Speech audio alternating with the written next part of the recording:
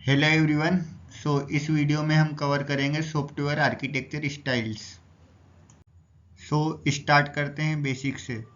When we hear the word architecture, so guys what we understand by it. At the most basic level हम समझते हैं it is a shape of a physical structure. And guys इससे थोड़ा next level पे जाएं, हम architecture word से समझते हैं एक बहुत ब्यूटीफुल सी वेल इंजीनियर्ड बिल्डिंग। ऐसा क्यों हो रहा है गाइस कि जिससे हम अब जैसे ही हम वर्ड आर्किटेक्चर सुनते हैं तो हम वेल इंजीनियर्ड बिल्डिंग के बारे में सोचते हैं, किसी टूटे फूटे मकान के बारे में नहीं सोचते। बिकॉज बिकॉज इंजीनियर ने सारे एस्पेक्ट कवर कर लिए थे इस बिल्डिंग के आर्किटेक्चर को डिजाइन करते टाइम। एंड इस इमेज को आप देख सकते हैं गाइस, जैसे ये राउंड और सर्कुलर स्टाइल का आर्किटेक्चर है। इसमें भी इंजीनियर ने इसको डिजाइन करते टाइम इसमें बहुत सारे एस्पेक्ट कवर किए होंगे, जैसे इसका मेन डोर कहाँ होगा, विंडोज कैसे होगी and extra features. Let's see another example of architecture model. Guys आप देख सकते हैं ये एक एयरपोर्ट का आर्किटेक्चर मॉडल है। इसमें भी इंजीनियर्स ने सारे एस्पेक्ट कवर किए हुए हैं कि कहाँ रनवे होगा, कहाँ टर्मिनल होगा, कहाँ एंट्रेंस होगा, कहाँ पर एग्जिट होगा। एंड गाइस इस मॉडल का एक बेनिफिट और है कि यह एक ओवरव्यू दे रहा है अपने एयरपोर्ट का, कि एयरपोर्ट डिजाइन होने के बाद ये किस एयरपोर्ट अपना कैसे दिखेगा। अब आर्किटेक्चर को सॉफ्टवेयर की टर्म में समझते हैं। गाइस आर्किटेक्चर किसी भी सॉफ्टवेयर सिस्टम का ब्लूप्रिंट प्रोवाइड करता है। ब्लूप्रिंट मींस एक अब्स्ट्रैक्शन इमेज प्रोवाइड करता है, जैसे कि ओवरव्यू की सॉफ्टवेयर अपना कंप्लीट होने के बाद कैसा दिखेगा, जो सॉफ्टवेयर की क्वालिटी इंप्रूव करता है एंड सिक्योरिटी भी इन्हांस करता है। गाइस अब IEEE की स्टैंडर्ड डेफिनेशन देखते हैं सॉफ्टवेयर आर्किटेक्चर की। The process of defining a collection of hardware and software component and their interfaces to establish the framework for the development of a computer system।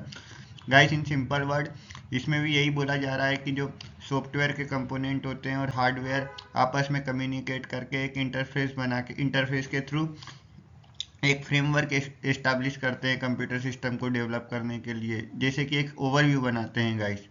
और यहाँ पर एक important point है guys कि not every architecture style is applicable to every place. Means जैसे कि guys अपन ने किसी घर बनाने के लिए आर्किटेक्चर डिजाइन किया है तो उसको होटल बनाने के लिए यूज़ नहीं कर सकते। जैसे ही होटल के लिए बनाया है तो घर बनाने के लिए यूज़ नहीं कर सकते। गाइस ऐसे ही सॉफ्टवेयर की टर्म में भी होगा, इसमें भी डिफरेंट डिफरेंट टाइप्स होते हैं जो हर एक चीज़ के लिए स्पेसिफाई होते हैं। नेक्स्ट है guys importance of architecture. There are so many importance of architecture, लेकिन यहाँ पर हम कुछ की फीचर्स देखेंगे। गाइस कोई सा भी आर्किटेक्चर जब डिजाइन हो जाता है तो एक कम्युनिकेशन ओपन करता है ऑल पार्टीज जो भी सॉफ्टवेयर डेवलपमेंट में इंटरेस्टेड है। लाइक इसके स्टेक होल्डर, डिजाइनर्स, वो सारे अपने पॉइंट ऑफ व्यू सजेस्ट करते हैं गाइस। ये ओवरऑल कम्युनिकेशन इंप्रूव करता है। And guys another main advantage है आर्किटेक्चर डिजाइन का कि इससे अपन अर्ली डिसीजन ले सकते हैं। मीन्स अगर एक बार आर्किटेक्चर डिजाइन हो चुका है तो उसके बाद कहाँ पर कुछ चेंजेस करने हैं, क्या करने हैं, ये भी अपन आर्किटेक्चर के को देख के इजीली बता सकते हैं।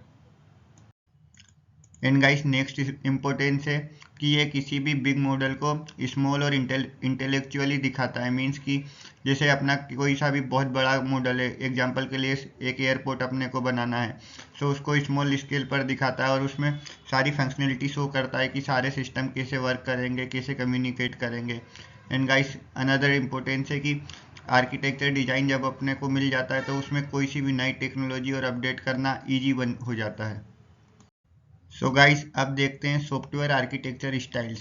Software architecture styles means guys कि हम किसी भी नेम से ही जान सकते हैं कि हमारा सिस्टम सॉफ्टवेयर किस किस स्टाइल का होगा गाइस। जैसे एग्जांपल के लिए हम देखें कि अगर कोई बिल्डर बोलता है कि मैं एक सेंटर हॉल कॉलोनियल हाउस बनाऊंगा, इसका मीन्स क्या है गाइस कि जैसे उसके सेंटर में एक हॉल होगा और उसके साइड में सारे रूम्स होंगे। गाइस आर्किटेक्चर स्टाइल एक टेम्पलेट होता है किसी भी कंस्ट्रक्शन को बनाने के लिए। अब guys types of architecture styles देखते हैं। अभी तक 16 ईयर्स जब से कंप्यूटर डेवलप हुए हैं, millions of software architecture styles develop हो चुके हैं। बट उनमें से जो मेन सॉफ्टवेयर आर्किटेक्चर स्टाइल से जो फेमस है किसी भी सॉफ्टवेयर सिस्टम को डेवलप करने के लिए, वो है data centred architecture, data flow architecture, call and return architecture, object oriented architecture and layered architecture. तो सबसे पहले आता है डाटा सेंटर आर्किटेक्चर। इस आर्किटेक्चर में गाइस जो भी अपना डाटाबेस होता है वो सेंटर में रिसाइड करता है, मीन सेंटर में रहता है, और उसके साइड में सारे के सारे कंपोनेंट या क्लाइंट सर्वर कंप्यूटर होते हैं। इस सेंटर आर्किटेक्चर का एक बेनिफिट और है गाइस कि ये इसमें चेंजेस करना, अगर कोई सा भी सिस्टम अगर ख़राब होता है तो इसमें चेंजेस करना बड़ा इजी होता है। ये अदर कंपोनेंट या सर्वर को इफेक्ट नहीं करेगा। और गाइस इसमें सारे के सारे client component independently execute process करते हैं, जिसकी वजह से इफेक्ट नहीं करेगा। So here is the example of data centre architecture.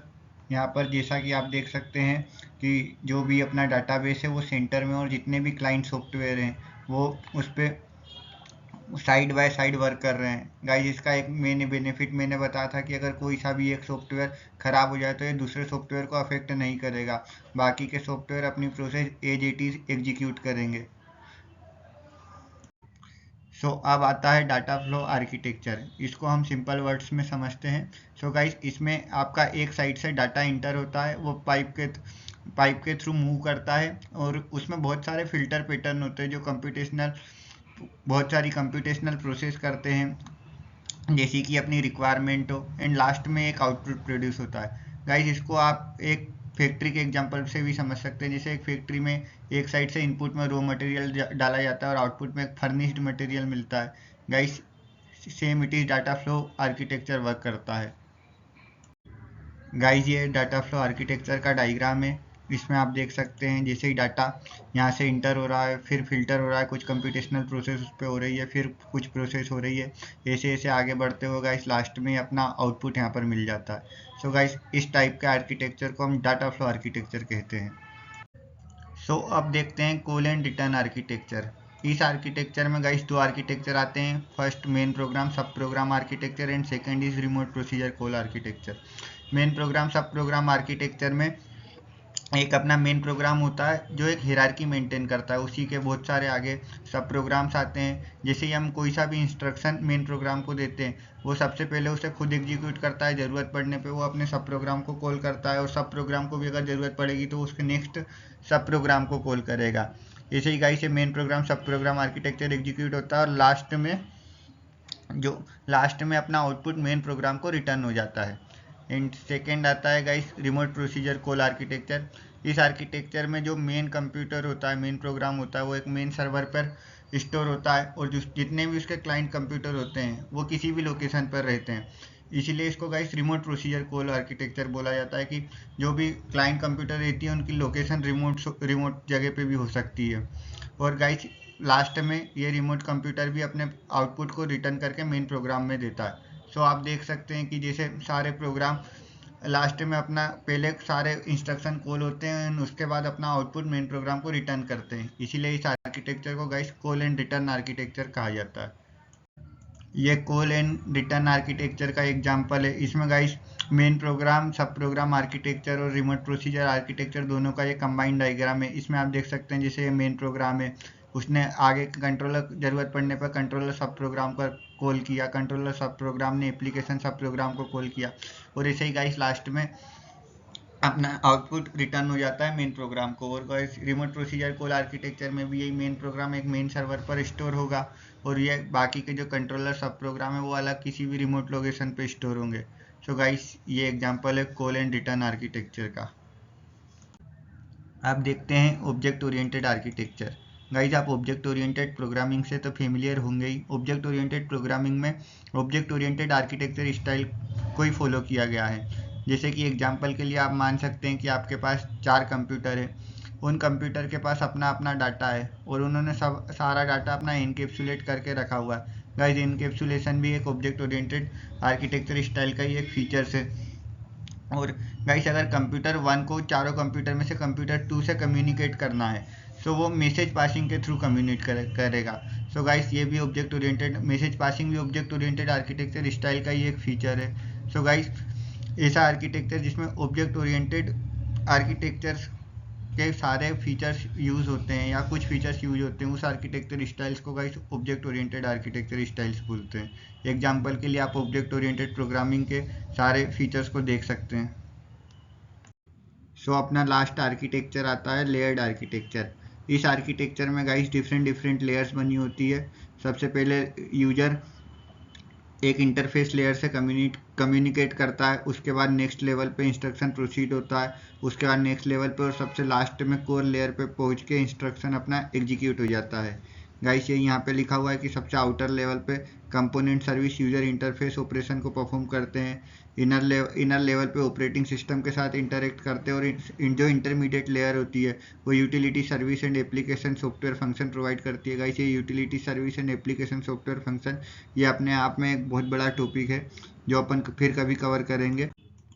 ये लेयर्ड आर्किटेक्चर का डायग्राम है गाइस, यहाँ पर आप देख सकते हैं कि सबसे पहले यूजर इंटरफेस लेयर से कम्युनिकेट करता है, देन एप्लीकेशन लेयर से कम्युनिकेट करता है, देन यूटिलिटी लेयर से कम्युनिकेट करता है, और लास्ट में कोर लेयर से कम्युनिकेट करके उसकी प्रोसेस एग्जीक्यूट हो जाती है गाइस।